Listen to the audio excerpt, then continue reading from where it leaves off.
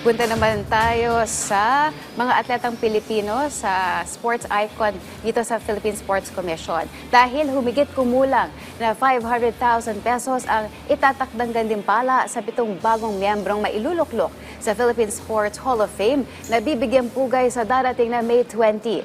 Ang kabuuan ng balitang yan sa reporter teammate Jamaica Bayaka.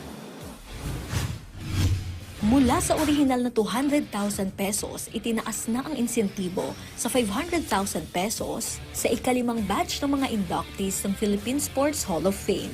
Layong mas makilala ang mga tagumpay at ambag ng mga haligi ng Philippine sports. There were 75 na na-nominate sa Hall of Fame. Ito po'y binuksan natin para sa lahat.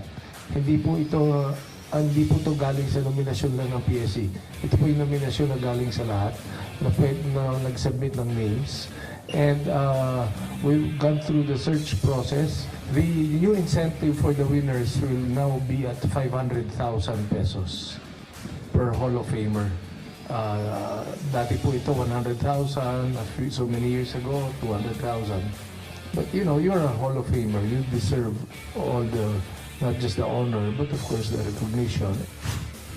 Ayon kay Philippine Olympic Committee President Abraham Bambol Tolentino, mahigpit ang proseso ng pagpili ng mga miyembro. Kinakailangang suriing mabuti ang lahat ng napiling 75 kandidato. Tiningnan nila ang kanilang mga naiambag sa iba't ibang sports at ang epekto nila sa pambansang karangalan.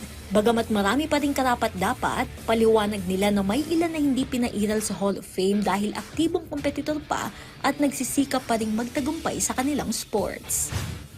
Nung matrim down sa 15, matagal nilang pinagdebatehan, hindi pang debatehan, basing on the records, etc. No?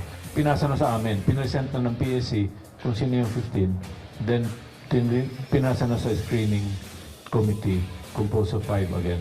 No? So with that, tinrim down uli na into 7. So watch out for those 7 to be announced.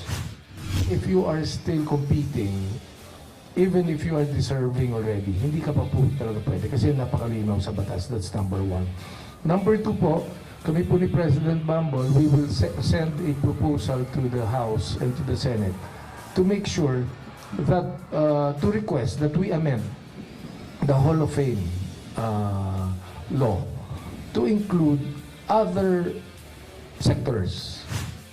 Mula noong 1999 nang itatag ang RA 98757, maraming Pinoy na legends ang nakahanay bilang Hall of Famer, kabilang dito sina Carlos Loizaga at Robert Jaworski sa basketball, Pancho Villa at Gabriel Flash Elorde sa boxing, swimmer Teofilo Ildefonso, chess grandmaster Eugene Torre, at bowling legends Paeng Nepomuceno at Bong Ku. Ang mga atleta at icons na ito ay hindi lang nagpapakita ng kanilang talento sa larangan ng sports, kundi nagbigay din ng inspirasyon sa bagong henerasyon ng mga Pinoy na nagmimithi ng tagumpay. Sa darating na ceremony ng enshrinement, inaasahang ihahanda ng PSC at POC ang isang makabagong pagdiriwang para kilalanin ang mga bagong bayani ng Philippine sports. Jamaica Bayaka para sa Atletang Pilipino, para sa Bagong Pilipinas.